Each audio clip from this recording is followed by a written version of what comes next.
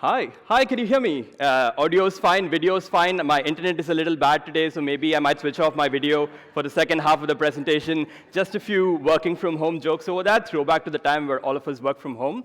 But God, is it incredible to be here in person with all of you, isn't it? I know, yeah,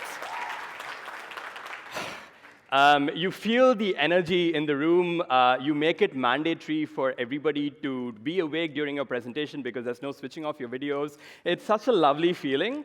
But when you ask yourself, you've probably heard since the morning that this is actually, at least for us in Google ZA, this is the first, I believe, in-person event we're doing in about 2.5 years. So getting back to the old new normal or the new old normal, it's been interesting and there's been a lot of challenges, but for me personally, the biggest sort of challenge of coming back to this is essentially waking up in the morning and then fighting the urge to just put on my yoga pants and come here to the session. So that was really, really hard, but thankfully I fought against my worst judgment. And I came here with business casual. So my day is already going well so far. But a great day for me at work is essentially one in which I'm able to talk to the retail clients that I manage on Google's behalf and really help them prepare for the future in terms of the opportunities that are coming up, in terms of how the consumer behavior is changing, especially post-pandemic, what new business opportunities are coming up, what your peers in other markets are doing, and really help put together these really strong partnership and business plans that help retailers grow and make the most of the opportunity that lies in front of them. And so some days I'm just reading tea leaves, but on other days we're talking about really important pieces of the puzzle. And for me, for the last couple of years working with our retailers, one of the most integral pieces of the puzzle that I needed to talk about was really omnichannel, right?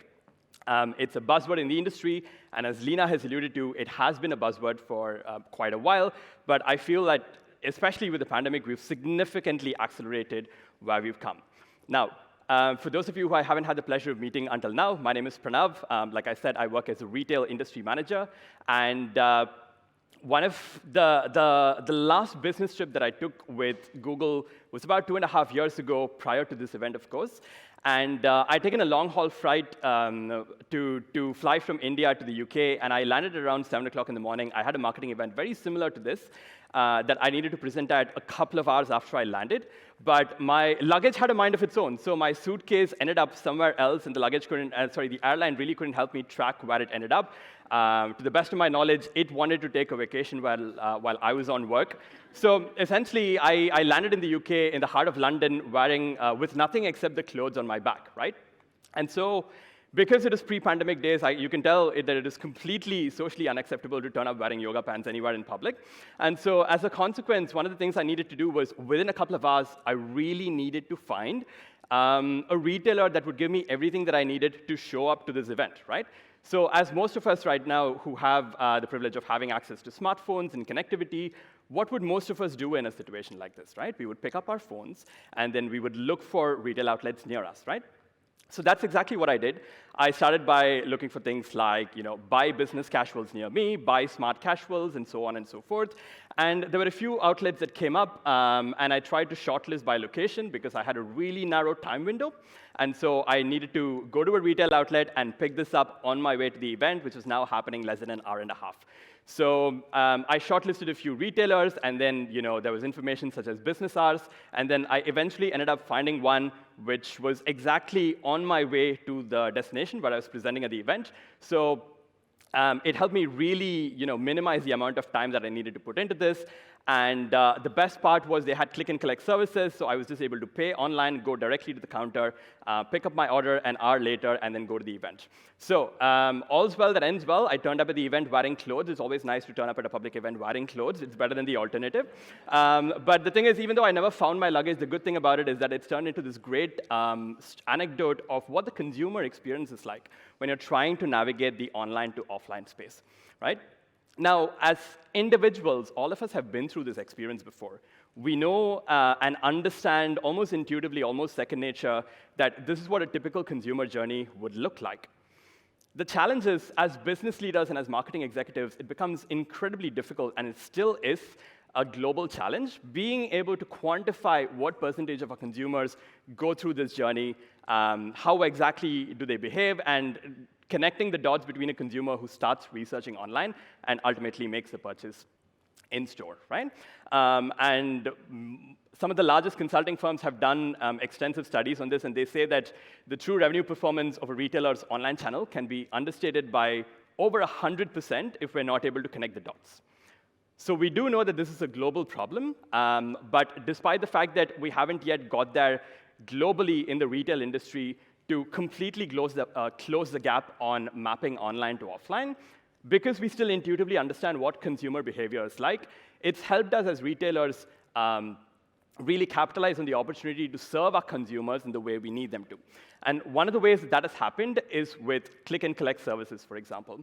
As recently as 2 years ago, globally among large retailers, less than 6.5% of retailers offered click and collect. Fast forward a year later, that number is at 50% of large global retailers. So you can imagine the amount of effort, and this is not something that is like updating your status on your phone, for example, right? This is something that really involves a lot of effort and implementation in terms of infrastructure.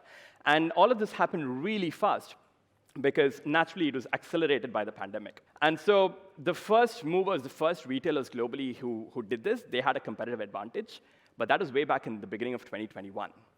Today, as we're halfway into 2022, what had started off as a competitive advantage for some of our peers has now become consumer expectation, right? And offering click and collect services as part of your omni-channel suite of experiences for your consumers has become critical to business growth. Study after study has proven to us that the omni-channel shopper is worth significantly more to your business in terms of the sales that they bring, as opposed to single-channel shoppers. So we know that as retail businesses, these are the shoppers that we need to go after.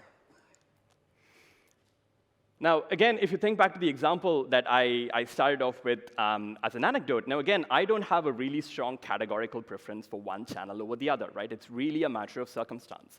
And on that particular day when I needed to get something at really short notice, it turned out that a click and collect experience was the best and most effective way for me to get what I wanted.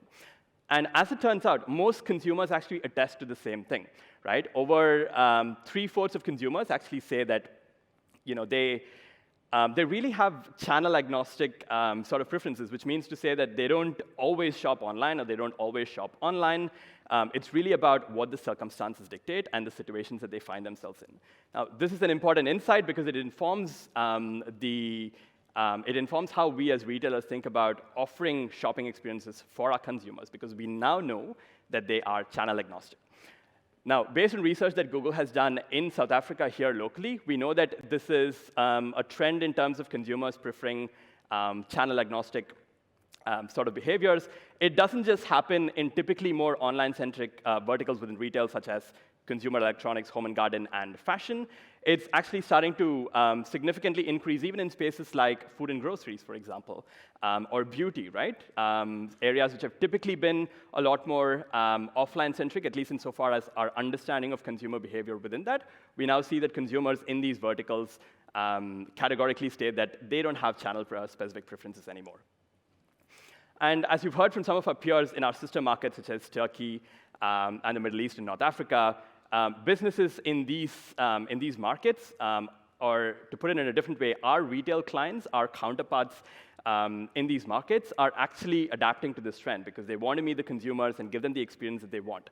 So if you imagine a version of you sitting somewhere in Turkey or a version of me sitting somewhere in Dubai, these are exactly the kind of conversations that we're now having from a Google perspective to partner with our clients in the region and enable them to deliver these omnichannel experiences to their customers. And the reason really consumers turn to Google for an improved local experience is because it's easy and it's fast and it's convenient and it's effective, right?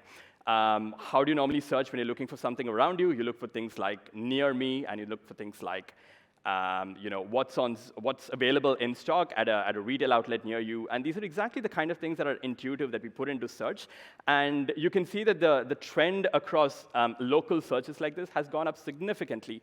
800%, 400%, those are massive numbers in a span of 1 year to 2 years, right? And now over half of consumers say that they always check to see an item is in stock before they go to a store. And because we now have, or we've always had Google present across multiple properties, not only search being the most important, but also across platforms like Maps, and we have the ability to help you as retailers list out important information to your customers through things like Google My Business. Google is really uniquely positioned to be able to meet the needs of both consumers as well as retailers.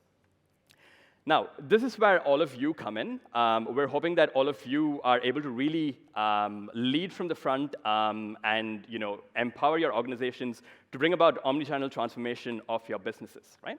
And so there's 3 steps that we would recommend in order to start some of the work that you've perhaps already started going down the tracks of in terms of building that omnichannel experience for your customers.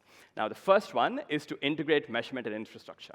Sounds simple enough, perhaps not always as simple in execution, but essentially what we're looking at is trying to integrate our online and offline data so that we're able to come as close as possible to having one single view of our customers.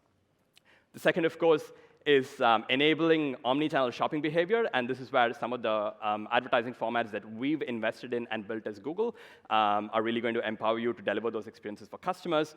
And the third one is optimizing to omnichannel results. So if you're a multi-channel business, then rather than giving your digital teams only digital metrics to focus on, ultimately what do you care about, depending on whether it's growth or profitability? It's the omni-channel profitability or growth, respectively, that you're going to focus on, and really empower your teams to drive those omni-channel metrics in line with your business goals. With that, we're really, really proud and excited to announce that we're working on getting local inventory ads launched right here in South Africa sometime next year. To those of you who might know, local inventory ads essentially is an ad format that helps you showcase your store-based inventory to consumers who are in and around the actual vicinity of the store itself. So think back to what happened in early 2020 when a jet-lagged Pranav was trying to look at what exactly was going to be available to him at a store next to him. And this is exactly the kind of thing that helped him convert with a business, with a retailer that is close to him, right? So it goes a significantly long way in bridging the gap between online and online and offline experiences for your customers. In addition to this, of course, some of you may already be aware that we do have local campaigns as part of Google's online to offline advertising suite of products already launched in South Africa.